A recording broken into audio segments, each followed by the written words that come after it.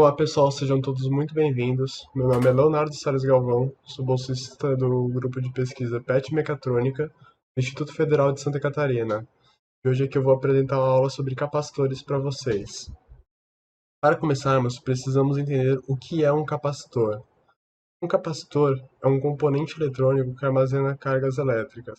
Essa carga será descarregada no circuito quando for necessário, de forma rápida. Porém, não pense no capacitor sendo como uma pilha. Diferente das pilhas, os capacitores são capazes de se carregar e descarregar de forma bem rápida, além de fazer o processo de recarga e descarga diversas vezes antes do seu tempo de vida terminar. Caso ainda não tenha entendido o que é um capacitor, irei fazer uma analogia. Imagine uma caixa da água.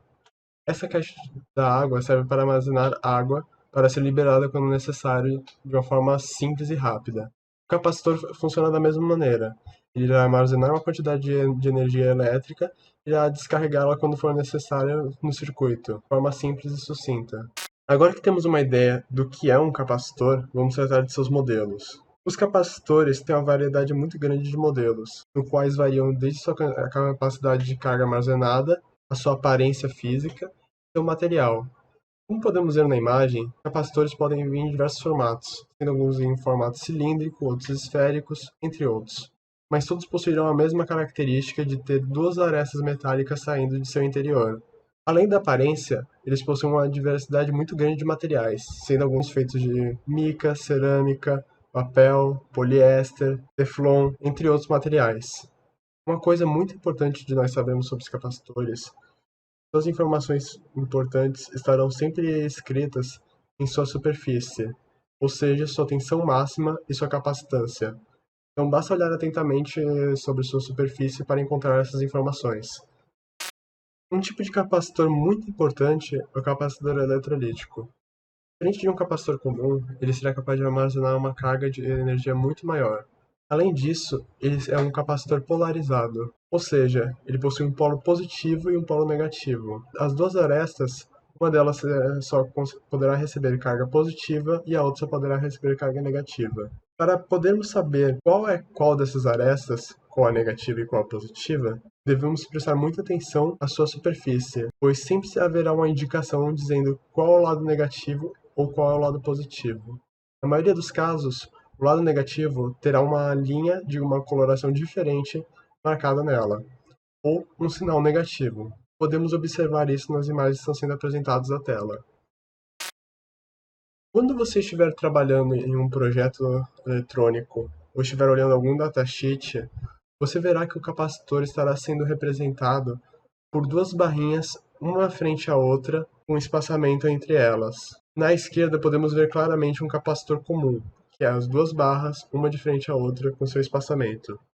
Porém, os capacitores eletrolíticos serão representados de uma forma um pouco diferente, tendo um dos seus lados diferente do outro, ou tendo uma indicação de qual lado é o positivo ou negativo. Como podemos ver nas quatro imagens à direita, temos diversas formas de representar o capacitor eletrolítico.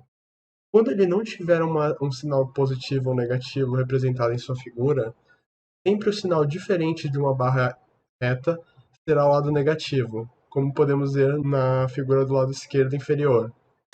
Um capacitor é formado por duas placas metálicas separadas por um material dielétrico. Esse material dielétrico é um material não condutor na maioria dos casos.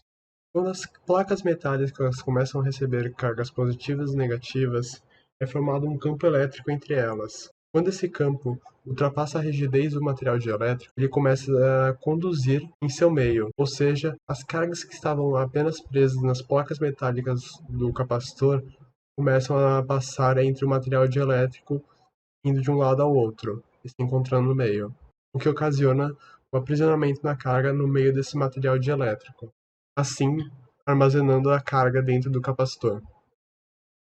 Quando lidamos com capacitores, devemos tomar alguns cuidados. Esses cuidados são prestar atenção na tensão máxima que o seu capacitor aguenta, se seu capacitor é ou não é polarizado e qual é o lado positivo e negativo. Para que não aconteça o que aconteceu nas imagens que estão sendo apresentadas na tela, nós devemos prestar muita atenção e ler atentamente o que está escrito no capacitor. Como nós podemos ver na imagem esquerda, O capacitor estufado aguentava até uma tensão de 16 volts. Provavelmente, ele pode ter sofrido um excesso de tensão, o que ocasionou no seu estufamento e destruição. Na direita, ele não apresenta nenhuma informação de tensão máxima, mas nos fios podemos ver a coloração vermelha e preta, o que significa lado positivo e negativo. É possível que alguém tenha se distraído e colocado a polaridade invertida nesses capacitores, o que ocasionou na imagem que está sendo apresentada, dois capacitores completamente destruídos. Então devemos tomar cuidado com esses dois detalhes ao mexer com os capacitores. Capacitores são utilizados nos mais diversos tipos de circuitos, desempenhando a tarefa básica de armazenar cargas elétricas e descarregá-las quando necessários. Eles são usados em circuitos como os retificadores, divisores de frequência, sensores, entre outros. Nas imagens à esquerda podemos ver um retificador, no qual tem seu capacitor eletrolítico, indicado por duas plaquinhas, uma diferente da outra para representar qual o lado positivo e o negativo. E na figura abaixo, no divisor de frequência, temos dois capacitores normais de 5 nanofarads. Agora irei falar dos capacitores eletrolíticos não polarizados. Como o nome já diz, eles não possuem polaridade nas suas entradas, ou seja, não precisa se preocupar em colocar o lado errado, pois dois lados podem receber tanto uma carga positiva quanto negativa. Na imagem à esquerda, nós podemos ver o esquema desse capacitor. Ele é simplesmente dois capacitores eletrolíticos com uma ligação em série dos seus lados positivo ou negativo. Na imagem à esquerda, nós vemos que foram conectados os dois lados negativos. Também temos uma forma de fazer esse circuito de uma forma mais caseira.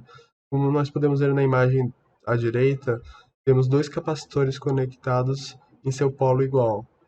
Com certeza aquele polo deve ser ou os dois positivos ou os dois negativos, formando assim um capacitor eletrolítico não polarizado. Caso tenha ficado alguma dúvida ou queira aprender mais sobre o assunto, fica abaixo 3 livros muito bem recomendados sobre o tema de Física 3. Nesses livros você encontrará muito sobre a parte de capacitores, entre outros componentes da eletrônica, fora a parte teórica de física. Bem, obrigado para quem assistiu o vídeo até aqui. Caso tenha restado alguma dúvida, pode deixar ela nos comentários que nós tentaremos responder. Caso tenha gostado do vídeo, compartilhe com seus amigos e deixe seu like. E se inscreva no canal ativando o sininho. Além de seguir o Pet Mecatrônica nas outras redes sociais para conseguir acompanhar todos os nossos projetos. Mais uma vez agradeço a presença de todos e até o próximo vídeo.